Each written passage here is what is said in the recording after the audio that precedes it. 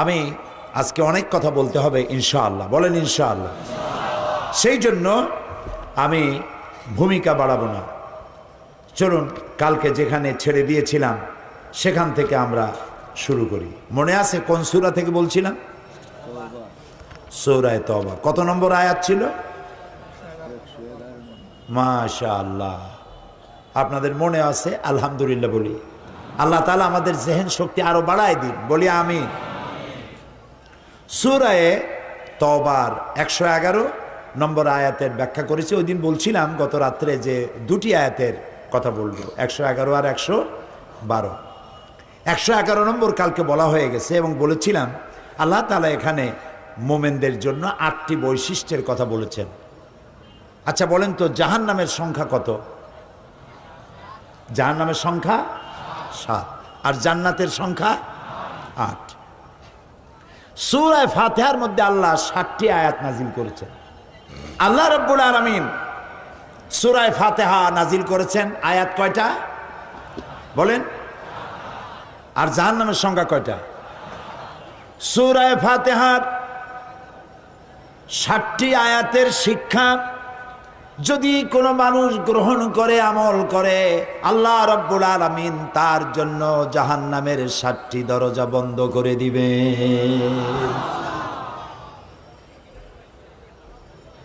আর জান্নাতের দরজা হচ্ছে, জান্নাতের মোট জান্নাতের সংখ্যা কয়টা? 8টা। এখন জাহান্নাম বন্ধ যদি কারোর জন্য হয় তাহলে খোলা হবে কোনটা? জান্নাতের দরজা, যার জান্নাতের সংখ্যা হলো 8টা। এখানে মোমেনের 8টি বৈশিষ্ট্য আল্লাহ বর্ণনা করছেন। এই 8টি বৈশিষ্ট্য যদি কেউ গ্রহণ করতে পারে, আল্লাহর 8টি জান্নাতের দরজাই তার জন্য খোলা হয়ে যাবে। এই 8টি কথা আজকে বলবো ইনশাআল্লাহ। কাগজ থাকলে, কাগজ কলম থাকলে লিখবেন, আর না হয় মনে রাখবেন। এই ফর্মুলাটি পৃথিবীর কারো বানানো নয়।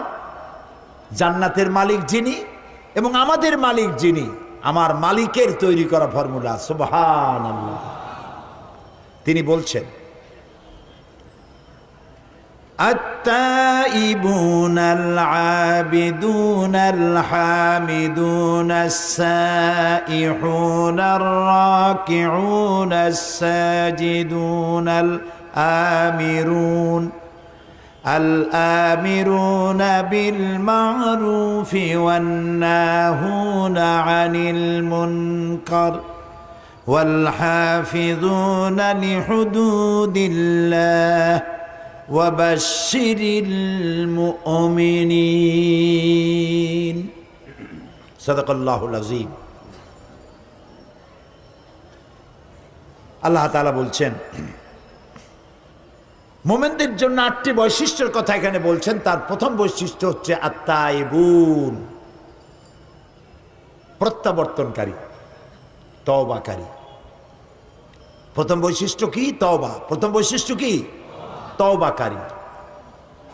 তওবা মানে হচ্ছে ফিরে আসা।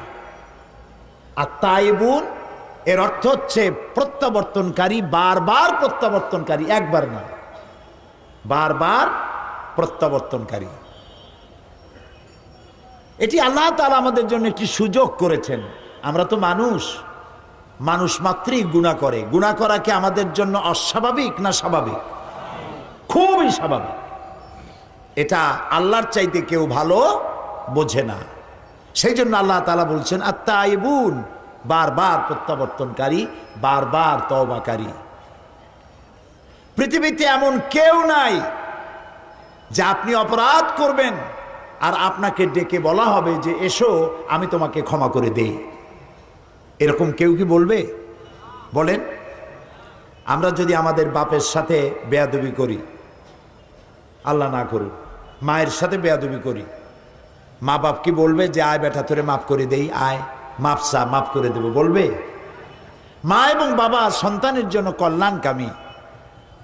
মা বাবা মনে মনে এটা ফিল করেন, ছেলেটা যদি এত বড় বেয়াদবি করলো, যদি মাপ চাইতো মাফ করে দিতাম, এটা ফিল করেন, কিন্তু মুখ খুলে বলবেন না যে আয় মাফ করে দেই। আকাশ আর জমিনে একমাত্র সত্তা যার নাম আল্লাহ রাব্বুল আলামিন, বান্দা গুনাহ করে, আল্লাহ রাব্বুল আলামিন বলেন আয় যত গুনাহ করেছিস ক্ষমা চা, আমি মাফ করে দেব। মানুষ গুনাহ করবে আর আল্লাহ তাআলা ক্ষমা করবেন, কারণ তার নাম হচ্ছে রহমান রহিম। এর অর্থ এই নয় যে আপনি জেনে বুঝে গুনাহ করবেন আর মাপ চাইতে থাকবেন, গুনাহ করবেন আর মাপ চাইতে থাকবেন। এক পর্যায়ে মনে করবেন যে গুনাহ করি নেই, তারপরে বুড়া বয়সে মাপ চাই নেব।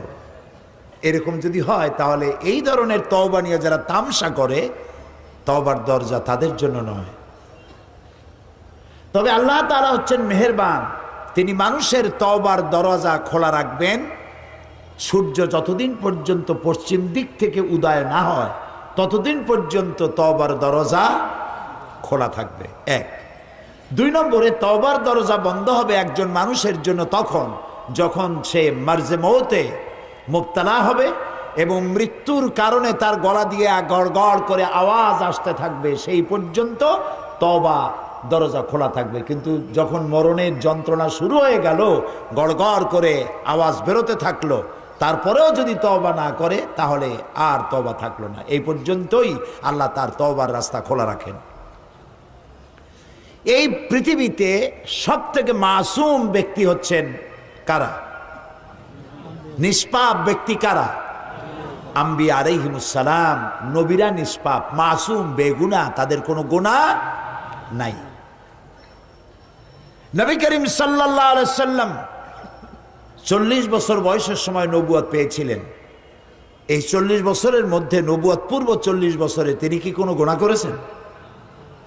এরকম আস্তে ঠান্ডা ঠান্ডা জবাব আমি কামনা করি না। যারা জানেন তারা জবাব দিবেন। নবুয়ত পূর্ব 40 বছর জীবনে রাসূলুল্লাহ কোনো গুনাহ করেছেন? নবুয়ত পাওয়ার পর মৃত্যু পর্যন্ত একটি গুনাহও কি করেছেন? যেই নবীর সারা জীবনে একটি গুনাহ নাই, সেই নবী বলছেন আমি দৈনিক 70 বার তওবা পড়ি। নবীজি আরো বলেছেন আমি দৈনিক 100 বার তওবা পড়ি। সুবহানাল্লাহ। রাতে দিনে 24 ঘন্টা গুনাহ করি, আমরা তওবা করি না। আর রাসূলুল্লাহ দৈনিক 100 বার তওবা পড়তেন। নামাজ পড়তেন, সালাম ফিরিয়ে বলতেন আল্লাহু আকবার, এরপরে 3 বার বলতেন আস্তাগফিরুল্লাহ, আস্তাগফিরুল্লাহ, আস্তাগফিরুল্লাহ। কয়বার বলতেন মনে থাকবে আপনাদের? আজকের এশার নামাজের থেকে আমল করবেন। ইমাম যখনই সালাম ফিরাবে আপনি কি বলবেন? আল্লাহু আকবার বলেন সবাই। তারপরে 3 বার কি বলবেন? আস্তাগফিরুল্লাহ, আস্তাগফিরুল্লাহ, আস্তাগফিরুল্লাহ, 3 বার। তোমার গুনাহ যদি হয় পাহাড় সমান, আল্লাহর রহমত হবে আকাশ সমান। তোমার গুনাহ আকাশ সমান, আল্লাহর রহমত তার আরশে আজিম উপচে পড়েছে। সুবহানাল্লাহ। এত দয়া, এত মেহেরবান, এত রহমত আল্লাহ তাআলা। সেই জন্য আল্লাহ তাআলা বলছেন আত-তাইবুন, মুমিনের সব থেকে বড় বৈশিষ্ট্য, 1 নম্বর বৈশিষ্ট্য, সে তওবা করবে, বারবার তওবা করবে। রুকনি ইয়ামিনী এবং হাজারে আসওয়াদ কাবা শরীফে, এইখানে কাবা শরীফে যে গেলাফ আছে, এই গেলাফের চতুর্দিকে সোনার সুতা দিয়া কোরআন শরীফের অনেকগুলি আয়াত লেখা আছে। রুকনি ইয়ামিনী থেকে হাজারে আসওয়াদ এই অংশে অনেকগুলি আয়াত আছে, তার মধ্যে একটি আয়াত আছে মাঝখানে লেখা। এমন জায়গায় এই আয়াতটি উৎকীর্ণ করা হয়েছে। এখানে যা একটি লেখা আছে, আল্লাহ রাব্বুল আলামিনের কোরআনের আয়াত লেখা হলো ওয়া ইন্নী লাগাফফারুন লিমান তাবা ওয়া আমানা ওয়া আমিলা সালিহান সুম্মা ইহতাদা। ওয়া ইন্নী লাগাফফারুন, আমি অবশ্যই ক্ষমাশীল। সুবহানাল্লাহ। কে বলতেছেন? আল্লাহ তাআলা। আমি অবশ্যই ক্ষমাশীল, দয়াবান। কাদের জন্য? লিমান তাবা, যে ব্যক্তি তওবা করলো, ঈমান আনলো এবং নেক কাজ করলো, নেক আমল করলো, সুম্মা ইহতাদা, এবং এরপরে সেই নেক আমলের উপরে টিকে থাকলো, হেদায়েতের উপরে টিকে থাকলো, আমি তার জন্য ক্ষমাশীল। আল্লাহর ক্ষমা তার বান্দাদের জন্য বিশাল মেঘের মতো ছায়া দিয়ে আছে আমাদেরকে। হযরত ওমর ফারুক রাদিয়াল্লাহু তাআলা আনহু একবার হেঁটে যাচ্ছিলেন অন্ধকার রাতে, পেছনে কিছু সাহাবীরা হাঁটতেছিলেন। এমন সময় চলতে চলতে তিনি জিজ্ঞেস করছেন, আচ্ছা তোমাদের মধ্যে এমন কি কেউ আছো যিনি বলতে পারো যে কোরআনে কারিমের মধ্যে মোমেনের জন্য হতাশা ব্যঞ্জক কোনো আয়াত আছে নাকি? একজন চট করে জবাব দিলেন, আছে। কি সেই আয়াত মোমেনের জন্য হতাশা ব্যঞ্জক? পেছনে যিনি জবাব দিচ্ছিলেন তিনি বললেন, فَمَن يَعْمَلْ مِثْقَالَ ذَرَّةٍ خَيْرًا يَرَهُ وَمَن يَعْمَلْ مِثْقَالَ ذَرَّةٍ شَرًّا يَرَهُ। পৃথিবীতে যে ছোট্ট একটি নেকির কাজ করবে, ভালো কাজ করবে, সরিষা পরিমাণ নেকির কাজ করলে সেটা দেখতে পাবে। আর সরিষা পরিমাণ গুনার কাজও যদি কেউ করে তাও সে কিয়ামতে দেখতে পাবে। এটা মুমিনের জন্য হতাশা ব্যঞ্জক আয়াত। ছোট্ট ছোট্ট গুনাহও দেখতে পাবে। হযরত আবু সাঈদ খুদরি রাদিয়াল্লাহু তাআলা আনহু তিনি প্রশ্ন করেছিলেন, হে রাসূল, এই আয়াত নাজিল হওয়ার পর তিনি বলেছিলেন, হে রাসূল, আমি কি আমার ছোট্ট বড় সব ছোট ছোট গুনাহগুলিও দেখব? রাসূলুল্লাহ বললেন, হ্যাঁ দেখতে পাবে। হযরত আবু সাঈদ খুদরি রাদিয়াল্লাহু তাআলা আনহু শিশুর মতো ডুকরে কেঁদে উঠলেন, তাহলে তো আমি শেষ হয়ে যাব, আর একবার মরে যাব, আমার সব গুনাহ যদি আমি কিয়ামতে দেখি। হযরত ওমর কাঁদতেছিলেন। কিছুক্ষণ পর জিজ্ঞেস করেন, আচ্ছা কোরআনের মধ্যে মুমিনের জন্য আশা ব্যঞ্জক কোন আয়াত কি আছে? পেছন থেকে জবাব এলো, আছে। কি? তিনি জবাবে বললেন, قُلْ يَا عِبَادِيَ الَّذِينَ أَسْرَفُوا عَلَى أَنفُسِهِمْ لَا تَقْنَطُوا مِنْ رَحْمَةِ اللَّهِ إِنَّ اللَّهَ يَغْفِرُ الذُّنُوبَ جَمِيعًا।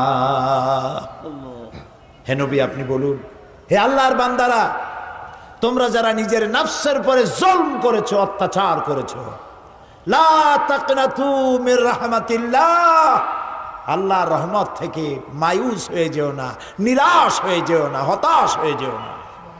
সুবহানাল্লাহ। নিশ্চয়ই আল্লাহ তাআলা সমস্ত গুনাহ খাতাকে মাফ করে দিবেন। সুবহানাল্লাহ। হযরত ওমর কান্না জড়িত কণ্ঠে বললেন, আচ্ছা তোমাদের মধ্যে কি আব্দুল্লাহ ইবনে মাসউদ আছে নাকি? আব্দুল্লাহ ইবনে মাসউদ বললেন, আমি তো আপনার প্রশ্নের জবাবগুলি দিচ্ছিলাম। সুবহানাল্লাহ। আব্দুল্লাহ ইবনে মাসউদ ছিলেন রাখাল, উট ছাগল ভেড়া চড়ায় বেড়াতেন, রাখাল। আব্দুল্লাহ ইবনে মাসউদের মতো রাখালকে এই কোরআন শরীফ তাকে রাইসুল মুফাসসিরিন বানিয়ে দিয়েছে। সুবহানাল্লাহ। খাট্ট খট্ট মানুষ ছিলেন, ছোট্ট মানুষ ছিলেন। একবার তিনি গাছে উঠতেছিলেন, খেজুর গাছে খোরমা পাড়বার জন্য। সাহাবায়ে কেরাম যারা নিচে দাঁড়ানো ছিলেন, হযরত আব্দুল্লাহ ইবনে মাসউদকে তার ছোট্ট ছোট্ট পাও দেখে নিচে হাসাহাসি করতেছিলেন। রাসূলুল্লাহ লক্ষ্য করলেন, বললেন, সাহাবীরা, তোমরা আব্দুল্লাহ ইবনে মাসউদের ছোট পা দেখে হাসতেছো? কিয়ামতের দিন আব্দুল্লাহ ইবনে মাসউদের দুটো পা আল্লাহর দরবারে উহুদ পাহাড়ের চাইতে ওজন বেশি হয়ে যাবে। সুবহানাল্লাহ। কত বড় আলেম ছিলেন তিনি। মোমেন বান্দার জন্য আল্লাহ তাআলার রহমত তার হতাশার মেঘকে কাটিয়ে দেবে। গুনাহ যারা আমরা করেছি, গুনাহ থেকে বাঁচার পথ কি? গুনাহ থেকে মাপ পাওয়ার পথ কি? নবীজি বলেছেন, আল্লাহ রাব্বুল আলামিন 3000 বছর ধরে জাহান্নামের আগুনকে উত্তপ্ত করেছে। এই জাহান্নামের আগুন অন্ধকার অমাবস্যা রাতের মতো কালো হয়ে গেছে। এই জাহান্নামের আগুন যদি পৃথিবীর সব সমুদ্রের মহাসমুদ্রের পানি যদি ঢেলে দেওয়া হয়, জাহান্নামের আগুন নিভবে না। জাহান্নামের আগুন সমুদ্র মহাসমুদ্রের পানিতে আগুন নিভবে না, কিন্তু গুনাহগার বান্দার অনুশোচনা আর অনুতপ্ত অনুতপ্ত আর অনুশোচনার 2 ফোঁটা চোখের পানি তার জন্য নির্ধারিত জাহান্নামের আগুন নিভে যেতে পারে। বান্দা যখন গভীর রাত্রি আরামের ঘুমকে হারাম করে তাহাজ্জুদের নামাজ পড়ে আল্লাহর দরবারে হাত তুলে যদি কান্দে, রব্বুল আলামিন শয়তানের ওয়াসওয়াসায় পড়ে গুনাহ করেছি, মাফ করে দাও। নবীজি বলেন চোখের পানি নাকের অর্ধেক আসতে না আসতে আল্লাহ রব্বুল আলামিন তার এই ক্রন্দনরত বান্দাকে মাফ করে দে। সুবহানাল্লাহ, সুবহানাল্লাহ। আল্লাহ তাআলা অসীম রহমতের মালিক। এই পৃথিবীর বাজার ঘাট, অফিস আদালত সন্ধ্যা আসতে থাকে, দিনের বেলায় চলতে থাকে, আসর হতে থাকে, আর সব একটা একটা করে বন্ধ হতে থাকে। আর আল্লাহর অফিসের অবস্থা ভিন্ন। দুনিয়া রাত যত বাড়তে থাকে অফিস আদালত দোকানপাট সব বন্ধ হতে থাকে, আর আল্লাহ তাআলার অফিসের অবস্থা ভিন্ন। রাত যত গভীর থেকে গভীরতর হতে থাকে আল্লাহ তাআলার রহমতের অফিসগুলি তত কর্মচঞ্চল হয়ে ওঠে। সুবহানাল্লাহ, আল্লাহু আকবার, আল্লাহু আকবার।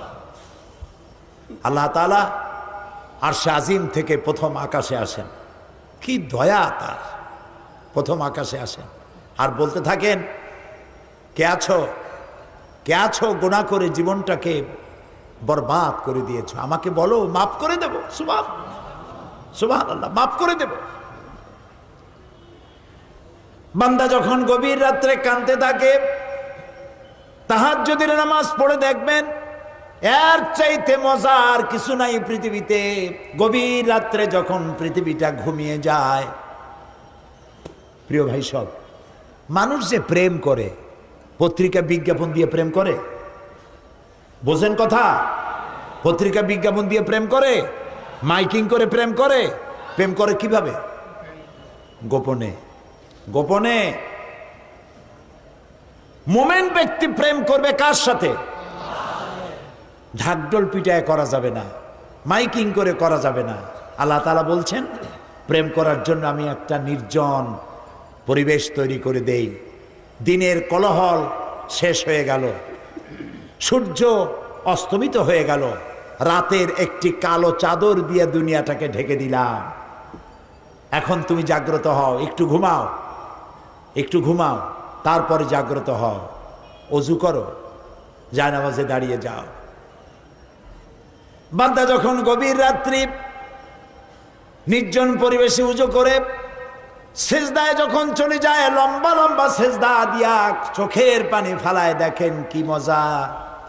নামাজ পড়ে জায়নামাজে বসে ডাকতে থাকুন, ইয়া আল্লাহু ইয়া রহমানু ইয়া রহিমু ইয়া হাইয়ু ইয়া কাইয়ুম। পড়েন সাথে আমার সাথে, ইয়া আল্লাহু ইয়া রহমানু ইয়া রহিমু ইয়া হাইয়ু ইয়া কাইয়ুম।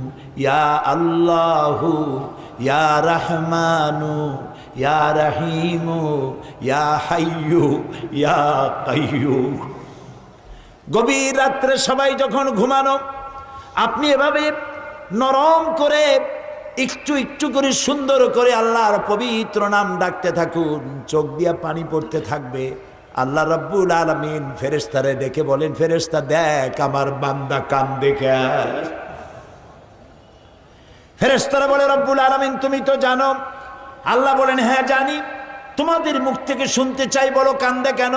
ফেরেশতারা বলে, রব্বুল আলামিন তোমার বান্দারা গুনাহ করেছে, জাহান্নামের ভয়তে ওরা কান্দে। আল্লাহ জিজ্ঞেস করেন, আমার ফেরেশতারা, আমার এই বান্দারা কি দোজখ দেখেছে নাকি? কয় না, দোজখ দেখে নাই। আমারে দেখছে নাকি? কয় আল্লাহ আপনার জাতের কসম আপনারে দেখে নাই। বেহেশত দেখেছে নাকি? বলে না, বেহেশত দেখে নাই। আল্লাহ বলেন, ও আমার ফেরেশতারা সাক্ষী থাকো, ওরা আমার বেহেশত দেখে নাই, দোজখ দেখে নাই, আমারে দেখে নাই। শুধুমাত্র আমার নবীর কথা, আমার কোরআনের কথা বিশ্বাস করে আরামের ঘুমকে হারাম করে যেভাবে কাঁদতেছে, লক্ষ্য করে দেখো আমার রহমতের দরিয়ায় জোশ মেরে গেছে। তোমরা সাক্ষী থাকো, আমার এই ক্রন্দনরত বান্দার বান্দিগুলি আমি আল্লাহ মাফ করে দিলাম। সুবহানাল্লাহ। প্রিয় ভাই সব, আর তাইবুন, তওবা করুন। যত বেশি বেশি পারি আমরা তওবা বেশি করে করব। আল্লাহ যেন কবুল করেন, বলেন আমিন। আল্লাহ তাআলা দেওয়ার জন্য প্রস্তুত। যে চায় না আল্লাহ তার উপরে রাজি নারাজ হয়ে যান। কবি বলছেন, हर हमेशा देने को वो तैयार है, जो न मांगे उससे वो बेजार है। সব সময় দিতে আমার আল্লাহ প্রস্তুত, যে চায় না আল্লাহ তার উপরে নারাজ হয়ে যান। প্রিয় ভাই, সব আল্লাহর কাছে তওবা করলে আল্লাহ মাফ করে দিবেন। তবে গুনার একটি সীমা থাকা উচিত, সীমা ছাড়া যেন গুনাহ আমরা না করি। গুনার থেকে সব সময় তওবা করতে হবে। এই গুনাহ থেকে বাঁচার জন্য একটা পদ্ধতি আছে, বলবো কি? বলবো? সেটি হচ্ছে মুহাসাবা, আত্মসমালোচনা করা। রাত্রিবেলা যখন আমরা ঘুমাতে যাই, বেডে গিয়ে ঘুমাবার আগে চিন্তা করুন, আল্লাহ আজকের সকাল থেকে নিয়ে এই ঘুমাবার বিছানা পর্যন্ত আসতে কয়টা মিথ্যা কথা বলেছি আজ, মনে পড়বে না? জবাব দেন। মানুষের সাথে কয়টা ওয়াদা খেলাপ করেছি, মনে পড়বে না? ওজনে কম দেওয়া, খাদ্যে ভেজাল দেওয়া, শয়তানি করা ইত্যাদি যা কিছু করা হয়েছে, মনে পড়বে না? তওবা করবেন, আল্লাহ আস্তাগফিরুল্লাহ, আস্তাগফিরুল্লাহ, আস্তাগফিরুল্লাহ। আল্লাহ তাআলা আমি ভুল করছি, এই গুনাহগুলি আমি আগামীকাল আর করব না, তুমি আমারে মাফ করে দাও। প্রত্যেক রাত্রে যদি আত্মসমালোচনা করা যায়, শোয়ার সময় মুহাসাবা করা যায় যে আজকের দিনে কত গুনাহ করছি, কালকে এগুলি করব না। এইভাবে মানুষ সংশোধন হতে পারে, পারফেক্ট হয়ে যেতে পারে। আমরা কি এটা করা শুরু করব আজকে থেকে? করব? আল্লাহ তৌফিক দিন। আমরা বলি আমিন, আমরা বলি আমিন। প্রিয় ভাই, সব আল্লাহ তাআলার মধ্যে দুইটা সিফত সব থেকে বেশি ক্রিয়াশীল। আল্লাহ তাআলার মধ্যে দুইটা সিফত সব থেকে বেশি ক্রিয়াশীল। একটা হলো রহম আর একটা হলো করম, দয়া আর দান। দান করতে গিয়ে তিনি তাকিয়ে দেখেন না শত্রু এবং মিত্রকে, সমানই দিতে থাকেন, কারণ তার নাম হচ্ছে রহমান। সুবহানাল্লাহ বলে। তার নাম করিম। হাদিসে কুদসিতে এসেছে, রাসূলুল্লাহ আল্লাহ তাআলা বলেছেন, এই পৃথিবীর দাম যদি আমার কাছে একটা মশার ডানার তুল্য হতো, আমি কাফেরকে এক ঢোক পানি গিলতে দিতাম না। এই পৃথিবীর কোনো দাম আল্লাহর কাছে নাই। কুলু ওয়া তামাত্তাউ, খার ফুর্তি কর, জবাব একদিন দিতে হবে। তা আল্লাহ তাআলার মধ্যে কারিমিয়ত, দয়া, কি বলে, দান, দানশীলতা, এই সেপটটা দারুণভাবে ক্রিয়াশীল। আরেকটি হলো রহম, দয়া। এত দয়া যা বলে শেষ করা যাবে না। আপনি অপরাধ করবেন, গভর্নমেন্ট আপনাকে গ্রেফতার করবে, চুরি ডাকাতি যেটাই করেন গ্রেফতার করা হবে, জেল থেকে মুক্ত হবেন, কিন্তু থানায় যে অপরাধের লিস্টে, অপরাধীদের লিস্টে আপনার নাম ছিল, ওই নাম কিন্তু কাটা হবে না। আবার অন্যায় করবেন, জেলে যাবেন, নাম লেখা হবে, কাটা হবে না নাম। যতবার অপরাধ করবেন, জেলে যাবেন, জেল থেকে মুক্তি পাবেন, নামগুলি লেখা হয়ে যাবে, নাম কাটা হবে না। কিন্তু আল্লাহ রব্বুল আলামিন তার আদত মোবারক ভিন্ন। মানুষ গুনাহ করে, গুনাহ থেকে তওবা করলে পরে আল্লাহ রব্বুল আলামিন গুনাহ শুধু মাফ করেন না, গুনার খাতা থেকে নামটাও আল্লাহ মুছে ফেলে দেন। শুধু তাই নয়, তওবা যদি কবুল হয়ে যায়, সাইয়্যাতগুলি আল্লাহ তাআলা হাসানাত দিয়া বদলায় দেন। সুবহানাল্লাহ, সুবহানাল্লাহ, আল্লাহু আকবার। এই জন্য আল্লাহ যেন আমাদেরকে বেশি বেশি তওবা করার তৌফিক দান করেন। মুমিনের এক নম্বরের কোয়ালিটি, সে তওবা করবে এবং বারবার তওবা করবে, তওবা করতেই থাকবে। নবী করিম সাল্লাল্লাহু আলাইহি ওয়াসাল্লাম নামাজের মধ্যে দাঁড়িয়ে যেতেন গভীর রাত্রে তাহাজ্জুদের জন্য। কোনো গুনাহ ছিল রাসূলের? ছিল না।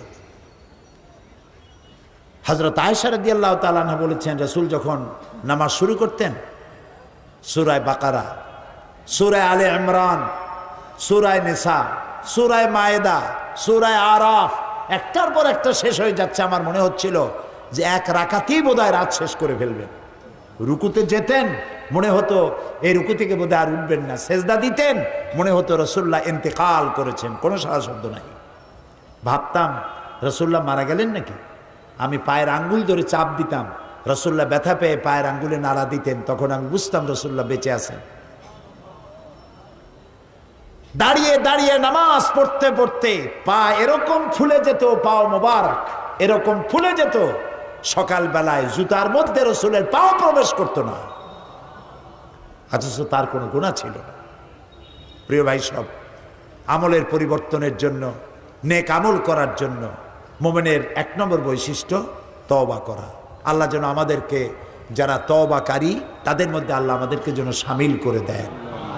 আল্লাহুম্মা